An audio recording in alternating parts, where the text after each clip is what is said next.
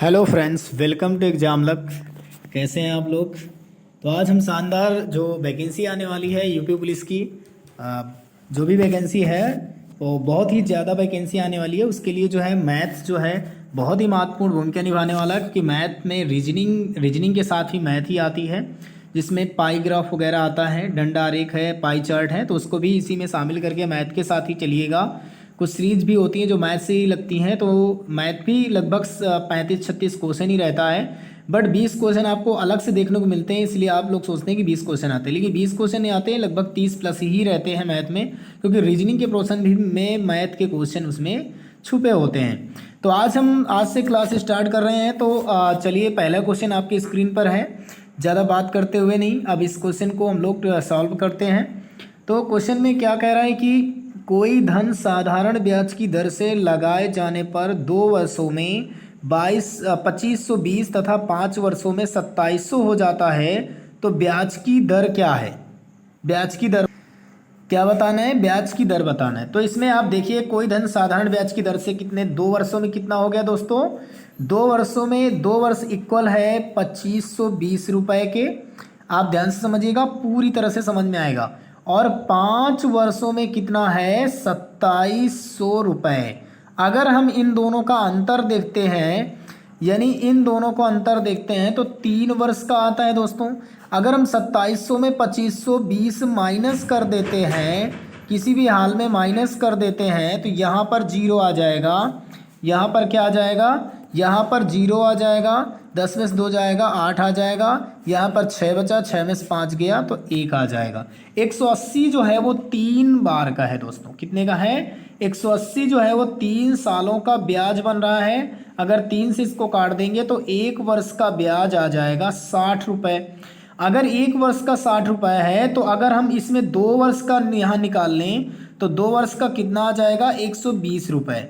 अगर आप देखें 2520 में 120 रुपये क्या है? ब्याज छुपा हुआ है। तो इसके प्रिंसिपल वैल्यू क्या होगी? अगर हम 2520 में से 120 को माइनस कर देते हैं, 120 को माइनस कर देते हैं, तो आपका यहाँ पर क्या आ जाता है? जीरो। 2 में से 2 गया जीरो, और यहाँ 5 में से 1 गया तो आ जाएगा 4, और 2 ये रहेगा, यानी 2400 रुपये आपका प्रिंसिपल वैल्यू आ जाएगा, यदि आप 2520 में से 120 रुपये घटा देते हैं। तो प्रिंसिपल वैल्यू जैसे ही आ गई तो आप ब्याज की दर निकाल सकते हैं, क्योंकि ब्याज की दर तो कैसे निकालते हैं, यानी दर पता करने के लिए कैसे करेंगे? आराम से हो जाएगा, कोई प्रॉब्लम थोड़ी ना है। अब यहाँ पर क्या करेंगे हम लोग कि थोड़ा सा आपको पता चल गया, तो हम इसको थोड़ा सा रब करते हैं। तो ध्यान से देखिएगा, प्रिंसिपल हमने निकाल लिया है। ये कैसे प्रोसेस हुई है? पहले 2 वर्ष के लिए 2520 है, 5 वर्षों के लिए 2700 है। 2700 से हमने 2520 घटा दिया, 180 रुपये आया, जो कि 3 वर्ष का है। 1 वर्ष का आपका 60 आ जाएगा। 60 आएगा तो 2 सालों का घटा लो या 5 वर्ष का। अगर 5 का गुणा करोगे तो इधर वाले से घटाना पड़ेगा, अगर 2 का गुणा करोगे तो इधर वाले से घटाना पड़ेगा। 2520 तो मैंने 2 का गुणा किया, तो 2 वर्षों का 2520 से अगर ब्याज मैंने हटा दिया तो प्रिंसिपल कितना आ गया? 2400। अब यहाँ पर हमने इसको थोड़ा सा रफ किया, क्योंकि हमको दर बतानी है। ठीक है, तो ध्यान से समझिएगा। तो हमने प्रिंसिपल वैल्यू निकाल ली है, तो प्रिंसिपल वैल्यू आपकी निकल चुकी है दोस्तों। ठीक है, तो प्रिंसिपल वैल्यू आपकी निकल चुकी है। तो प्रिंसिपल वैल्यू कितनी आ गई है? 2400 आ गई है। ये है आपकी प्रिंसिपल वैल्यू, मूलधन। अब यहाँ पर ब्याज 1 साल का ही लेंगे, 60 रुपये हमने निकाला था, और यहाँ पर प्रिंसिपल कितना है? 2400 है, और यहाँ पर जो है इसका है 100। दर निकालने के लिए 100 करेंगे ना, तो यहाँ 0 से 0 कट जाएगा। अब यहाँ से 12 पंचे 60, 12 दुनिया 24, 2 से काटेंगे, 2 दूनी 4, 2 पंचे 10, 2.5% इसका क्या आ जाएगा दोस्तों? दर आ जाएगा। तो इसका कितना आ जाएगा दर? 2.5% इसकी दर आ जाएगी, यानी ब्याज की दर हो जाएगी 2.5 वर्ष। ठीक है, अब हम लोग नेक्स्ट प्रश्न पर चलते हैं। ठीक है, तो ब्याज की दर निकल आया। देखिए, धन तो है आपका, धन भी तो हमने निकाल दिया, 2400 है। चलिए अब हम अगले प्रश्न पर चलते हैं। अगला प्रश्न आपका स्क्रीन पर है, जिसमें आपसे बोल रहा है कि एक विनिर्माता किसी वस्तु को 18% लाभ पर थोक विक्रेता को बेचता है। थोक विक्रेता उसी वस्तु को 20% लाभ पर फुटकर विक्रेता को बेचता है। वह फुटकर विक्रेता उसे एक ग्राहक को 15,045 में बेचता है, जिससे उसे 25% का लाभ होता है। विनिर्माता का लागत मूल्य क्या है? तो देखिएगा इसको हम लोग कैसे करेंगे। देखिए यहाँ पर 15,045 जो है वो आपका किसका है, से ग्राहक को बेच रहा, नहीं ग्राहक ने इसको खरीदा है, जिससे उसे 25% का लाभ हुआ। किसको? ध्यान से देखिएगा, वह फुटकर विक्रेता उसे ग्राहक को इतने में बेचता है, जिससे उसे 25% का लाभ होता है। तो 25% का प्रॉफिट तो घटाना पड़ेगा, तो 25% का प्रॉफिट घटाएंगे तो ऊपर 100 हो जाएगा, नीचे 125 हो जाएगा। तो ये तो आ जाएगा उसका रेट जब ग्राहक ने खरीदा था, नहीं ग्राहक नहीं मतलब फुटकर विक्रेता का ये आ जाएगा क्या, क्रय मूल्य। अब फुटकर विक्रेता ने 20% लाभ पर किस थोक विक्रेता उसी वस्तु को 20% लाभ पर फुटकर विक्रेता को बेचता है, तो 20% और हटा देंगे तो 100/120 ये आ जाएगा अब किसका, थोक विक्रेता का रेट। अब विनिर्माता ने क्या किया था, जिसने निर्माण किया था उसने 18% लाभ लिया है, तो इसका भी परसेंट इसका भी घटा देंगे तो 100 ऊपर हो जाएगा, 118 नीचे हो जाएगा। ये प्रोसेस हो गई। अब इसमें निकल के आ जाएगा आपका किसका, विनिर्माता का रेट। तो इसको आप लोग सॉल्व कर लेना, आपका विनिर्माता का रेट निकल के आ जाएगा। ठीक है, तो इसको बस क्या करना है, इसको काटना है, इसको भी काटना है, आराम से काट लीजिएगा, मल्टीप्लाई करा लीजिएगा, आपका आंसर आ जाएगा। ठीक है, अब लोग नेक्स्ट प्रश्न की तरफ चलेंगे। नेक्स्ट प्रश्न क्या आपसे पूछ रहा है, एक लंबवृत्तीय बेलन गोलार्ध में इस प्रकार परिगत है कि उनके आधार तथा ऊंचाई समान है। बेलन और गोलार्ध के आयतन का अनुपात कितना है? तो ध्यान से देखिएगा, एक लंबवृत्तीय बेलन है, हमने बेलन बना लिया, ये ऐसे कुछ बेलन बनेगा, ये मान लो बेलन है। ठीक है, उसने कहा गोलार्ध में इस प्रकार परिगत है, गोलार्ध में परिगत है इस प्रकार, उनके आधार तथा ऊंचाई समान है, यानी इसके अंतर्गत एक गोलार्ध बना हुआ है, उसने ये कहा। तो आपको ऊंचाई और इनकी जो है आधार और ऊंचाई समान है, तो भाई त्रिज्या भी तो समान होगी, त्रिज्या भी r होगी और ऊंचाई आपका h होगा। ठीक है, तो आयतन निकालना है, तो आयतन निकालने के लिए फॉर्मूला लगा दीजिए, जाहिर सी बात है। तो गोलार्ध यानी गोले का आयतन, अब ये गोलार्ध है तो अर्धगोला होगा, तो अर्धगोले का आयतन होता है 2/3 πr³। अब उसने कहा आधार और ऊंचाई समान है, तो भाई यहाँ पर अब जब आप बेलन और गोलार्ध इस प्रकार परिगत है तो बेलन और गोलार्ध का आयतन बताना है। तो भाई बेलन का आयतन होता है πr²h। ठीक है, ये होता है। अब यहाँ पर h की जगह उसने h जो है वो r के बराबर हो जाएगा, क्योंकि आधार की त्रिज्या ऊंचाई के समान है। तो जहाँ पर h है उसकी जगह हम r रख सकते हैं फ्रेंड्स, क्या रख सकते हैं, r। तो हम क्या करेंगे कि r की जगह अगर h रखना चाहते हैं तो रख देंगे, कोई प्रॉब्लम थोड़ी है। तो अब यहाँ पर क्या आ जाएगा, पहले उसने बेलन दिया, ये भी ध्यान रखना, तो बेलन ऊपर रहेगा, गोलार्ध नीचे रहेगा। तो अब इसको हम कर देते हैं, आपको मैंने सूत्र बता दिया। तो पहले हम बेलन का आयतन रखेंगे ऊपर, तो बेलन का आयतन के लिए πr² की जगह भी r हो जाएगा, नीचे आएगा π2/3 πr³। तो यहाँ पाई से पाई कट गया, r³ से r³ कट गया। अब ये 3 जो है ऊपर चला जाएगा, तो इसीलिए इसका जो रेशियो बनेगा 3:2 बनेगा फ्रेंड्स। इसका आंसर हो जाएगा आयतन का अनुपात 3:2। नेक्स्ट क्वेश्चन की तरफ चलते हैं। नेक्स्ट क्वेश्चन आपसे क्या पूछा गया है, किसी मूलधन पर यदि 2 वर्षों का साधारण ब्याज 1400 है।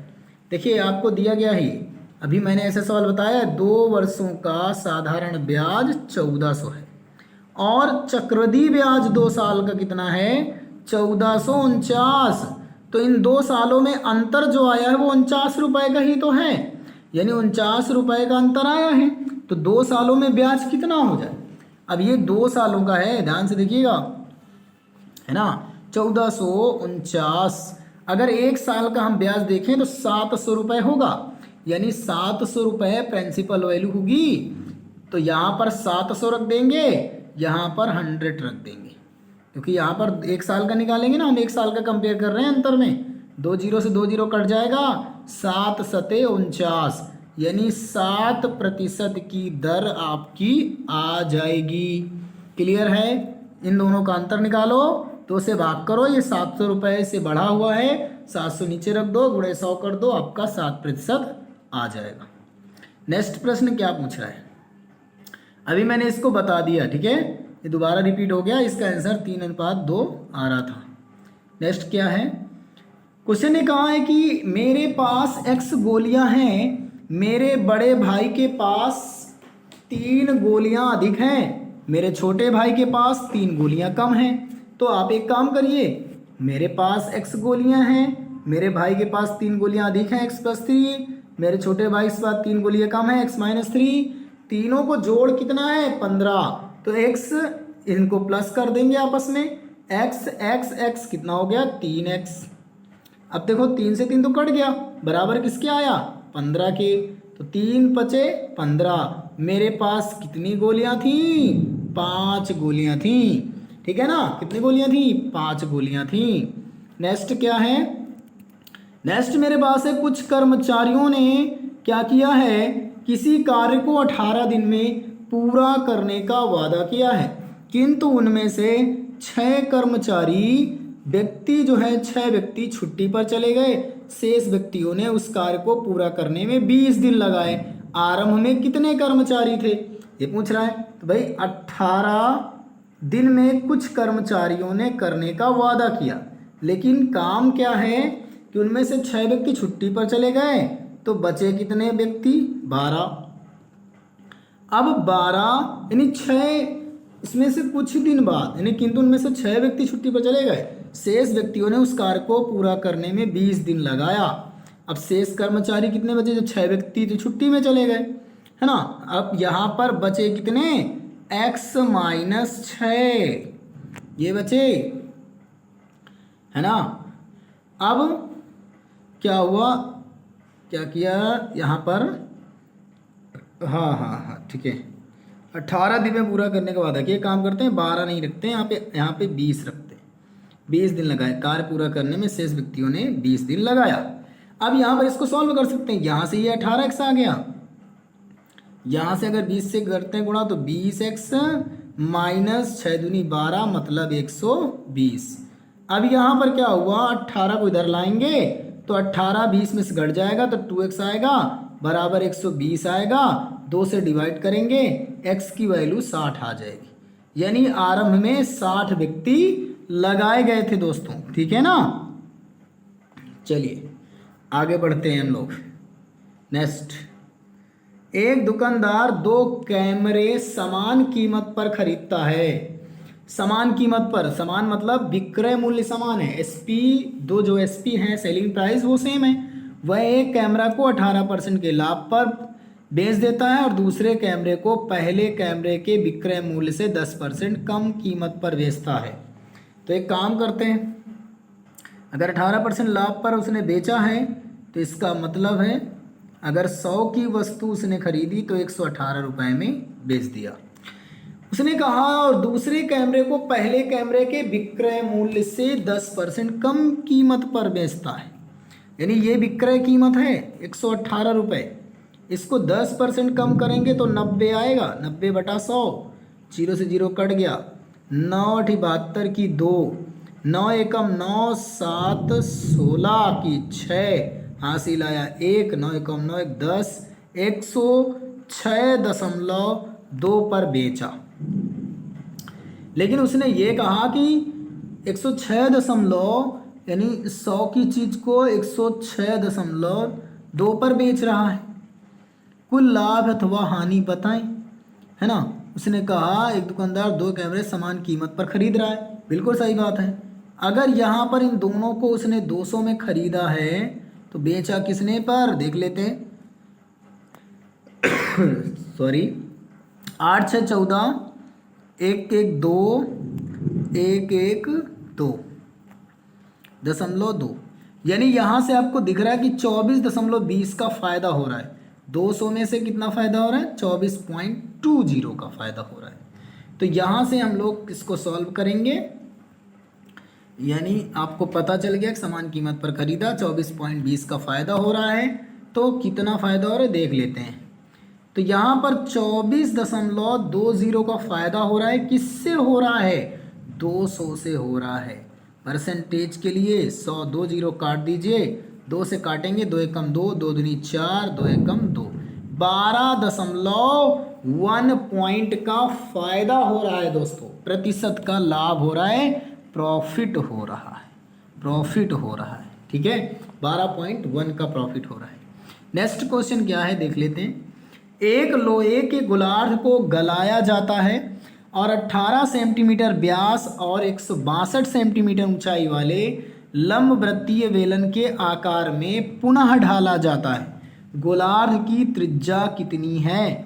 गोलार्ध की त्रिज्या कितनी है, इसके बारे में पूछा है। देखिए, एक लोहे के गोलार्ध को गलाया जाता है, यानी गोलार्ध है, ठीक है ना, और 18 सेंटीमीटर व्यास और 162 सेंटीमीटर ऊंचाई वाले लंबवती बेलन के आकार में पुनः ढाला जाता है। गोलार्ध की त्रिज्या क्या है? तो भाई 18 सेंटीमीटर व्यास, तो त्रिज्या कितनी आ जाएगी? अगर 18 सेंटीमीटर व्यास है तो रेडियस तो आधा होता है, 9 हो जाएगा। ऊंचाई की बात करें, h कितना होता है? 162 है। तो गोलार्ध का आयतन 2/3 पाई r क्यूब बराबर किस में ढाला जा रहा है? लंबवती बेलन में। बेलन का आयतन पाई r स्क्वायर h, ठीक है ना। यहाँ से ध्यान से देखिएगा, कुछ भी नहीं है, इसकी त्रिज्या तो दी गई हमें, तो इसको हम क्या करते हैं? डैश मान लेते हैं, नहीं दी गई, क्योंकि पाई से पाई तो कट जाएगा। क्लियर है? अब यहाँ पर 2/3 r Q R dash cube बच जाता है। इधर से r का 81 हो जाएगा, क्योंकि 9 का स्क्वायर गुणे 162 हो जाएगा। 81 और 162 को आप काट सकते हैं 2 से, इसे 2 अट्ठे 16, 2 एकम 2। अब यहाँ पर कोई दिक्कत नहीं है, 81 और 9 9 9 9 हो जाएगा, कोई दिक्कत नहीं है ना, आराम से आ जाएगा। अब 3 को इधर मल्टीप्लाई कर देंगे, तो यहाँ पर मैंने रख दिया। अब देखो यहाँ पे ये आ गया आपके पास सामने, कोई प्रॉब्लम नहीं है। तो आपका जो बच रहा है उसको मैं लिख देता हूँ, स्क्रीनशॉट ले लीजिएगा, क्योंकि जगह की पर्याप्त मात्रा नहीं, इसलिए ऐसा हुआ। तो यहाँ पर 1/3 r क्यूब बच गया, इधर से 81 गुणे 81 बच गया, कोई दिक्कत नहीं है। इसको तो हम 9 गुणे 9, इसको भी हम 9 गुणे 9 लिख सकते हैं, और ये 3 इधर जाएगा, तो ये r क्यूब बराबर 9 गुणे 9 की पावर 3 लिख देंगे। और ये 9 को 3 गुणे 3 यानी 3, ये वाला भी इधर चला जाएगा, तो 3 की पावर 3 और ये हो जाएगा। अब देखो ये r से r कट गया, तो r क्यूब 9 त्रिक 27 आ जाएगा, यानी त्रिज्या इसकी आ जाएगी 27 दोस्तों। कितनी आ जाएगी? 27। बिल्कुल सही उत्तर है, 100% बिल्कुल राइट उत्तर है। चलिए हम लोग चलते हैं नेक्स्ट प्रश्न की तरफ। नेक्स्ट प्रश्न क्या है? विजय और सुशील एक कार्य को 15 और 10 दिन में कर सकते हैं। दोनों मिलकर कार्य शुरू करते हैं, लेकिन विजय ने कार्य कुछ दिन बाद छोड़ दिया और सुशील शेष कार्य को 5 दिन में पूरा करता है। विजय ने कितने दिनों के बाद कार्य छोड़ा, ये बताना है आपको। यानी यहाँ पर उसने ये कहा है कि जो विजय है ना, वो 15 दिन में करता है, और इसके बाद जो सुशील है वो करता है 10 दिन में। लेकिन दोनों मिलकर कार्य शुरू करते हैं, लेकिन विजय ने कुछ दिन बाद कार्य को छोड़ा है और सुशील शेष कार्य को 5 दिन में कर देता है। तो इसके लिए आपको प्रोसेस करनी होगी कि विजय ने कितने दिनों में कार्य छोड़ा। एलसीएम देखते हैं, तो एलसीएम तो इसका आ जाएगा आपको 30 आ जाएगा। 15 से डिवाइड करेंगे तो विजय की यूनिटी आएगी 15 दूनी 30, सुशील की यूनिटी आएगी 10 तिहाई 30, 3 आएगी। तो एलसीएम कितना आया है? एलसीएम 30 आया है।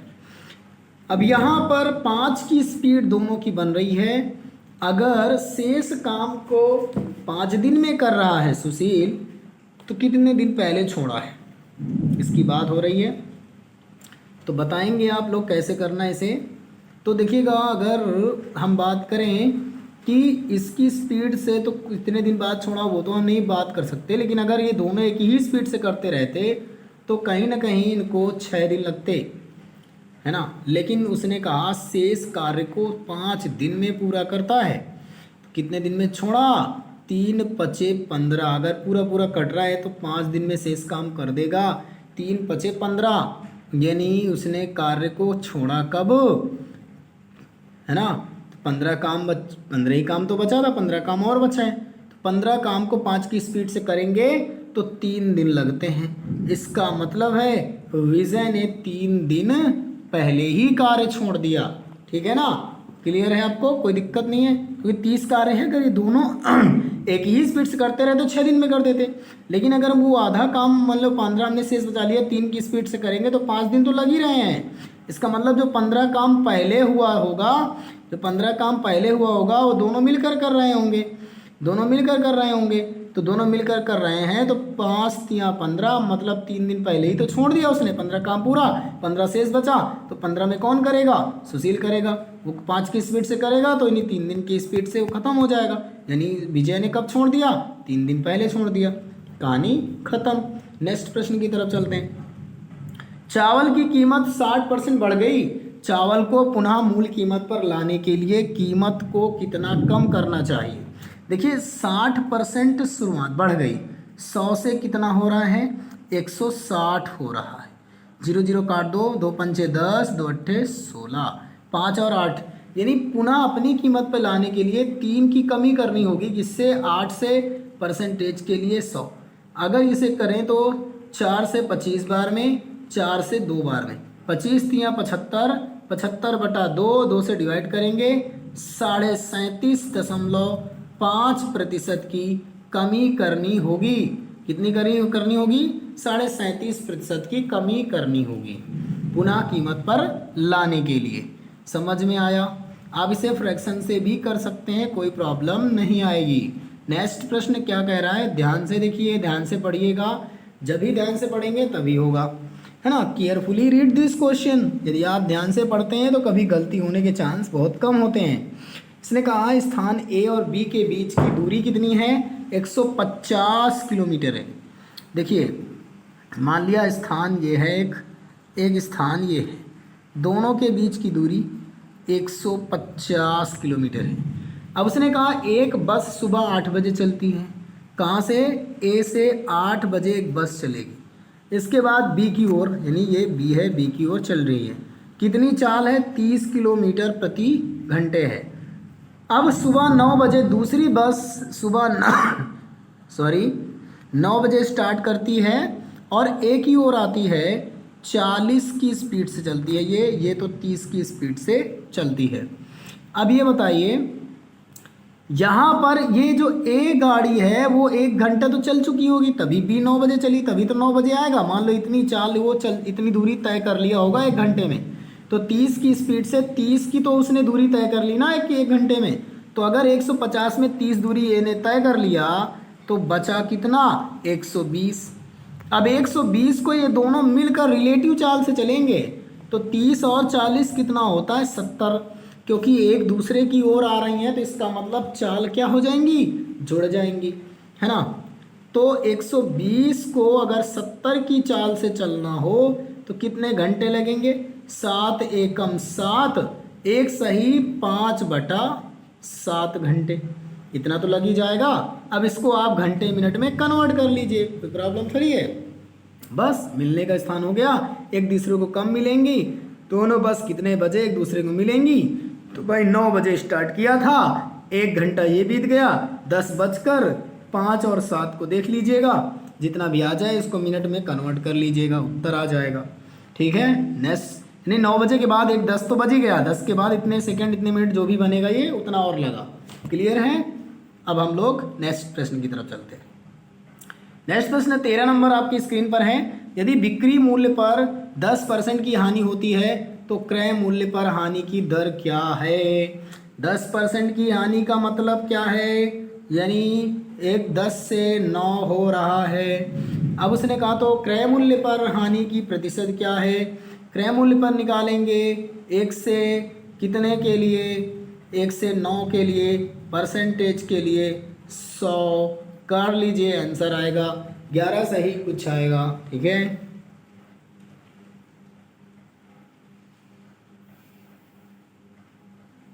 तो इसको कर लीजिएगा, कोई प्रॉब्लम नहीं आएगी। नेक्स्ट प्रश्न की तरफ चलते हैं।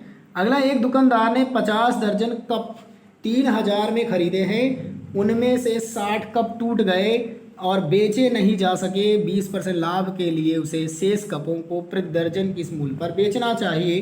तो यहाँ पर 50 दर्जन कप 3000 में खरीदे गए, 50 दर्जन कप 3000 में खरीदे गए।